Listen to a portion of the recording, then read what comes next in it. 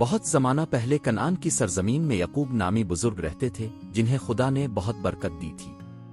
ان کے بیٹوں میں سب سے زیادہ محبت یوسف سے تھی۔ یعقوب نے یوسف کے لیے ایک رنگ برنگی قمیض بنوائی جو چمکتی ہوئی خوبصورت دھاریوں سے سجی ہوئی تھی۔ یوسف کے بھائیوں نے جب یہ قمیض دیکھی تو ان کے دل میں حسد پیدا ہوا۔ وہ جانتے تھے کہ باپ کو یوسف سب سے زیادہ عزیز ہے۔ پھر یوسف نے خواب دیکھنے شروع کیے۔ ایک خواب میں اس نے دیکھا کہ گیہوں کے 11 پالے اس کے پالے کو سجدہ کر رہے ہیں۔ دوسرے خواب میں اس نے دیکھا کہ سورج، چاند اور 11 ستارے اس کے آگے جھک رہے ہیں۔ جب اس نے اپنے خواب اپنے بھائیوں کو سنائے تو وہ اور بھی ناراض ہو گئے۔ کیا تو ہم پر بادشاہی کرے گا؟ انہوں نے طنز سے کہا۔ ایک دن جب یوسف اپنے بھائیوں سے ملنے کھیت میں گیا تو انہوں نے موقع پا کر منصوبہ بنایا۔ یہ خواب دیکھنے والا آ رہا ہے۔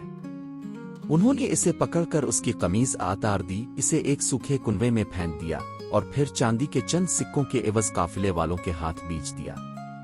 بعد میں انہوں نے یوسف کی قمیض پر بکرے کا خون لگا کر باپ کو دکھائی اور یعقوب نے سمجھا کہ اس کا بیٹا مر چکا ہے۔ وہ غم سے نڈھال ہو گئے۔ یوسف کو مصر لے جایا گیا جہاں وہ پوطیفار نامی افسر کے گھر غلام بنا۔ یوسف ایماندار اور نیک تھا، اس لیے اسے اعتماد حاصل ہوا۔ لیکن پوطیفار کی بیوی نے اس پر جھوٹا الزام لگایا اور یوسف کو قید میں ڈال دیا گیا۔ قید خانہ تاریک تھا مگر خدا یوسف کے ساتھ تھا۔ وہاں اس نے 2 قیدیوں کے خوابوں کی تعبیر کی جن میں سے ایک بعد میں بادشاہ فرعون کے دربار میں گیا۔ فرعون کو عجیب خواب آئے۔ 7 موٹی گائیں جنہیں 7 دبلی گائیں کھا گئیں، 7 بھری ہوئی بالی جنہیں سوکھی بالی نگل گئیں۔ کوئی بھی ان خوابوں کی تعبیر نہ کر سکا۔ یوسف کو قید سے بلایا گیا۔ وہ صاف کپڑے پہن کر فرعون کے سامنے کھڑا ہوا اور کہا، یہ تعبیر خدا دیتا ہے۔ 7 سال خوشحالی کے ہوں گے، پھر 7 سال قحط پڑے گا۔ ابھی تیاری کرو۔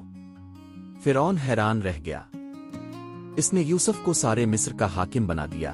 قیدی سے وزیر اعظم تک کا سفر صرف خدا کی قدرت سے۔ جب قحط آیا یوسف کے بھائی خوراک کے لیے مصر پہنچے۔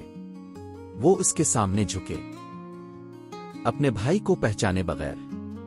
یوسف نے ان کا دل آزمایا، پھر روتے ہوئے اپنا اب ظاہر کیا، میں یوسف ہوں تمہارا بھائی۔ بھائی ڈر گئے لیکن یوسف نے کہا، تم نے میرے ساتھ برا سوچا مگر خدا نے اسے بھلائی میں بدلا تاکہ بہت سے لوگوں کی جان بچائی جائے۔ اور یوں یوسف کے خواب سچ ہو گئے۔ رنگین قمیض سے لے کر قید کی تاریکی اور فرعون کے محل کی روشنی تک، یوسف کی زندگی ہمیں سکھاتی ہے کہ خدا ہر درد، دھوکے اور آزمائش کو اپنے عظیم منصوبے کا حصہ بنا دیتا ہے۔